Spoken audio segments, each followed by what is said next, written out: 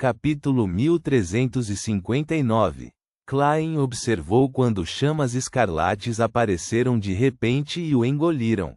Quando as faíscas se espalharam, sua figura já havia desaparecido da Catedral do Santo Samuel. No quarto vazio de uma pousada comum, Klein saiu das chamas que subiam repentinamente e começou a organizar um ritual de outorga. Logo, a porta misteriosa formada à luz de velas se abriu.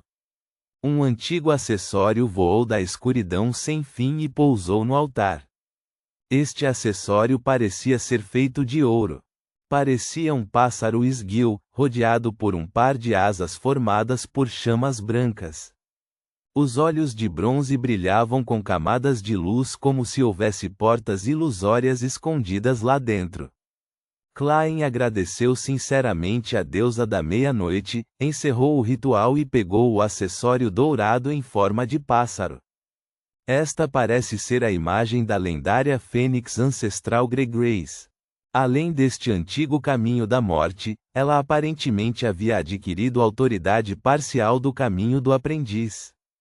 Esta é uma conclusão preliminar das ruínas da cidade na terra abandonada dos deuses que acreditavam na fênix. Não é de admirar que a maioria dos deuses antigos ache difícil controlar suas emoções. Eles estavam à beira da loucura. Não, eles estavam constantemente oscilando entre a loucura e a racionalidade. Antes da primeira ardósia da blasfêmia aparecer, nenhuma das criaturas Beyonder tinha o conceito de caminho e sequência. Eles só tinham o conceito de convergência, reprodução e tentativas cegas. Enquanto Klein examinava cuidadosamente o acessório dourado em forma de pássaro, ele suspirou interiormente. Como dono do castelo de Sefira, ele podia sentir que havia uma conexão sutil entre o acessório e o Rio das Trevas Eternas.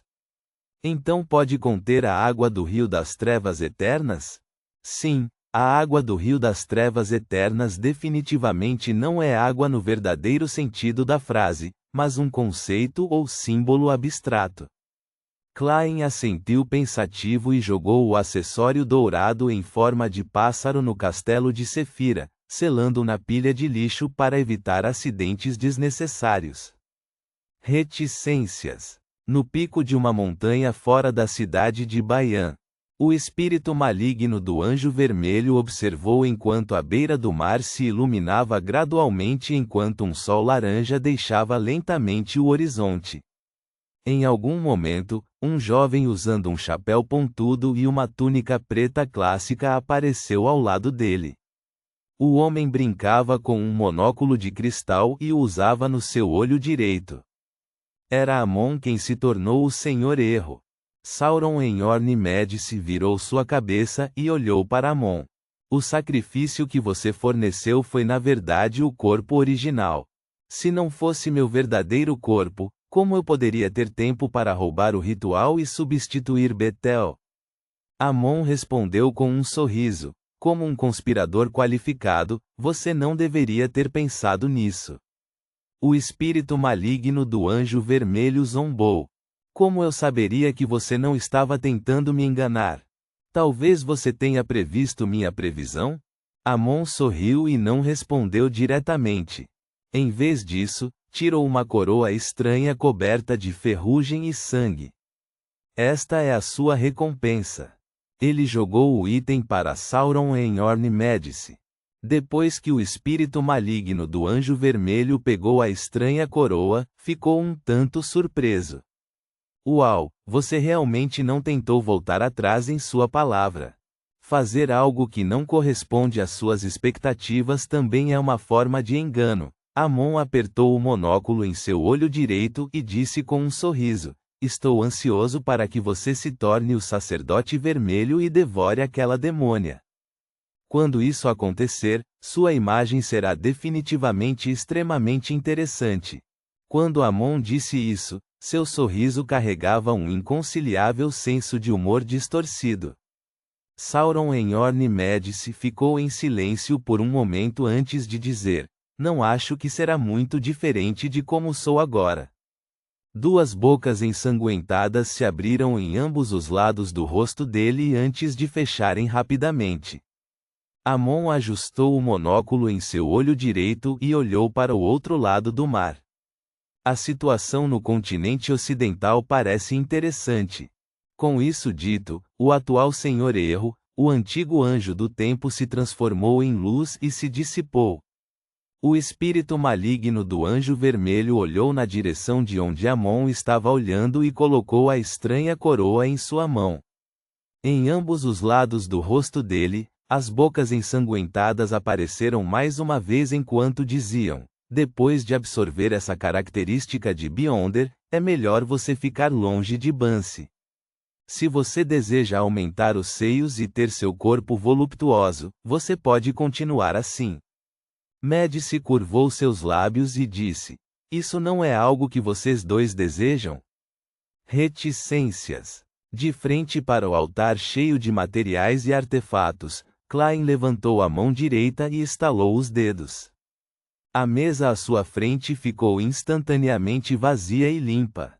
Todo o lixo foi dividido em categorias e devolvido ao local original. Este foi um milagre que resultou de um dos desejos acumulados de Klein. Comparados aos invocadores de milagres e atendentes de mistérios do passado, os milagres que posso criar podem ser descritos como bastante variados. É muito prático, incluindo, mas não se limitando a, construção de casas, design de interiores, classificação de lixo e proteção ambiental.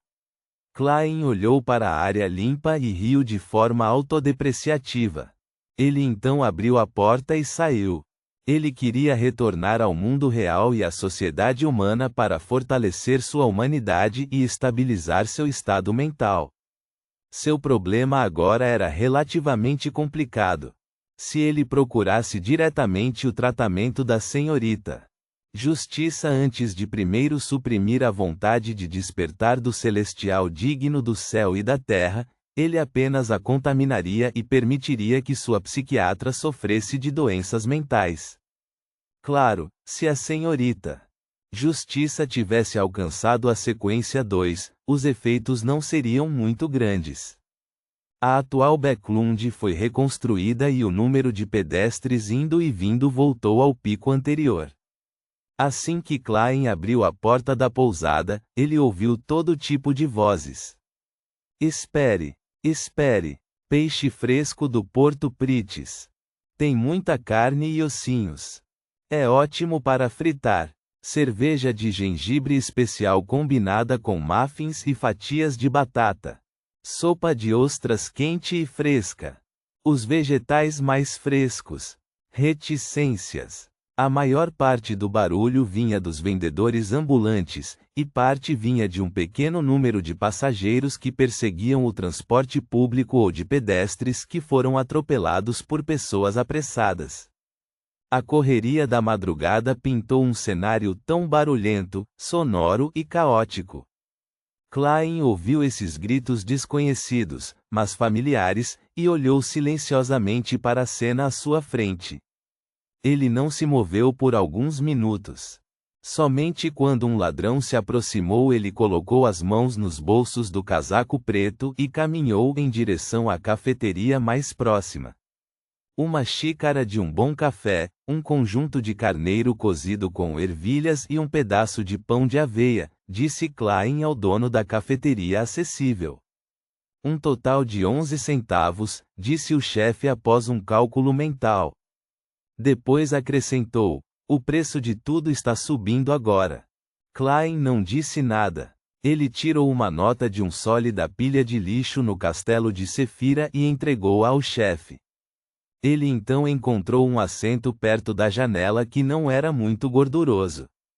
Pegou alguns pedaços de tecido para forrar a mesa. Depois disso, Klein colocou um pedaço de papel em cima e tirou uma caneta tinteiro vermelha escura. Depois de observar a paisagem matinal e os pedestres, ele finalmente escreveu: Prezado Sr. Azik, faz um mês que não escrevo para você, porque não tive escolha a não ser dormir um pouco. Não é porque estou ferido, mas porque o ritual exige isso. Quando acordei e entrei novamente na sociedade humana, nas ruas, de repente me lembrei da vida que levava quando estava em Tingen. Naquela época sempre fazia muito barulho pela manhã. Um grande número de cidadãos saía de casa, correndo para as fábricas ou empresas. Os vendedores ambulantes reuniam-se nas ruas e vendiam legumes, alimentos e frutas de qualidade questionável. Eles sempre foram baratos. Eu sempre protegia minha carteira e a apertava com cuidado antes de ir para a estação e esperar o transporte público com muitas pessoas. Trabalhei na companhia de segurança Espinho Negro, na rua Zoutelende número 36, e tinha um grupo de bons colegas. Dan Smith era o capitão, o supervisor de lá. Ele era um beyonder experiente, gentil e responsável. Ele tinha uma personalidade branda e era experiente em seu trabalho. Ele também cuidava de todos os integrantes da equipe e seu único defeito era a memória ruim. Para assuntos que não eram muito importantes, ele poderia esquecer no momento em que se virasse. Sempre dizia: espere aí, ainda tem outra coisa. Claro, havia uma razão para isso. Ele havia perdido muitos companheiros. Ele esperava que todos permanecessem em seus sonhos, por isso muitas vezes se perdia em saber qual assunto era a realidade e qual pertencia aos sonhos. O velho Neil foi meu primeiro professor de misticismo. A habilidade mais útil que ele me ensinou foi a declaração de despesas. Ele sempre projetou estranhas magias ritualísticas, na esperança de obter ajuda da deusa. Algumas delas tiveram sucesso, enquanto outras produziram acidentes ridículos. Até hoje, ainda consigo me lembrar deles. Ele era uma pessoa muito gentil. Mesmo quando procurava realizar seu sonho eterno, ele não queria prejudicar os outros. Leonard é um poeta com seus próprios segredos. No começo, pensei que ele era muito misterioso e um especialista oculto que precisava de atenção. Mais tarde, percebi que ele era um jovem rude, simples, impulsivo, rebelde, indiferente e rude. Além disso, ele realmente não tem nenhum talento literário, então só poderia contar com a memorização de coisas para completar o requisito de atuação. Sim, ele mal tem alguns méritos. Ele é considerado bastante corajoso e tem uma intuição aguçada e habilidades de raciocínio aterrorizantes em certos assuntos. No entanto, isso é limitado a certos assuntos.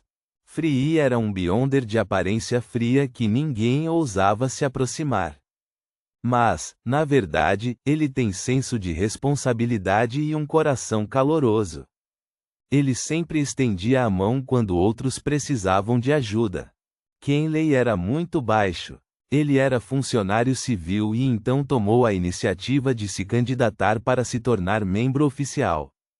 Era muito inteligente, mas nunca recusaria um caso. Cada vez que jogava cartas, ele falava sobre sua noiva. Rosane é recepcionista da companhia de segurança Espinho Negro. Ela é animada e preguiçosa e é amada por todos. Para nós, ela é como uma irmã mais nova. Ela também gosta de cada um de nós, mas também odeia todos os membros oficiais porque seu pai já foi um beyonder oficial que mais tarde morreu no cumprimento do dever. Talvez, no seu íntimo, os membros oficiais fossem equivalentes a pessoas que receberam um aviso de que estavam infectadas com uma doença grave. Senhora Oriana é contadora, vítima de um caso sobrenatural. Ela é delicada e gentil e busca uma vida requintada. Ela geralmente não fala muito, mas cuida bem de todos e não nos dificulta as coisas em relação às finanças. Por exemplo, ela raramente rejeita as declarações de despesas do velho Neil, por mais ridículo que seja o motivo. Ela só deixaria para o capitão tomar uma decisão. Senhora Cicatron tem raros cabelos brancos naturais e é uma autora mal-sucedida. Ela tem um temperamento marcante e uma personalidade tranquila. Ela não parece uma Beyonder que luta à noite. Também é muito corajosa e muito firme. Mesmo diante da morte, ela não recua. Madame Royale é muito parecida com Free. Eles não falam muito, mas estão muito preocupados com os colegas. Sim, exceto na mesa de jogo. Brett é o melhor em escrever relatórios entre os funcionários. Ele é um cavalheiro romântico. Embora esteja casado há 15 anos, ainda ama muito a esposa. Acho que ele viverá uma vida boa porque vive segundo a máxima de que quanto menos souber, mais tempo viverá. César Francis é nosso motorista de carruagem. Apesar de ser um funcionário civil, ele frequentemente se depara com situações perigosas. Portanto, o capitão entregou-lhe os assuntos relativos à compra de mercadorias e requisições. Ele não dá a conhecer a sua presença e talvez esta seja a chave para a sua sobrevivência. Eu ocasionalmente penso sobre isso. Se não fosse pelas coisas que aconteceram depois, eu definitivamente ainda estaria morando em Tingen. Eu trabalharia pontualmente todos os dias. Estaria encarregado de cuidar do porão e cuidaria dos poucos casos que surgiriam enquanto jogo cartas com meus colegas. Ocasionalmente, eu acompanharia Melissa e Benson para assistir a uma peça ou espetáculo de circo. Se um dia eu puder voltar para casa mais cedo, estudarei culinária. Esse é um grande hobby meu. Quando chegar o fim de semana, posso ir visitá-los e falar sobre a história de vários campos. É uma pena que a vida esteja sempre nos empurrando para frente e nos fazendo enfrentar mudanças. Ponto.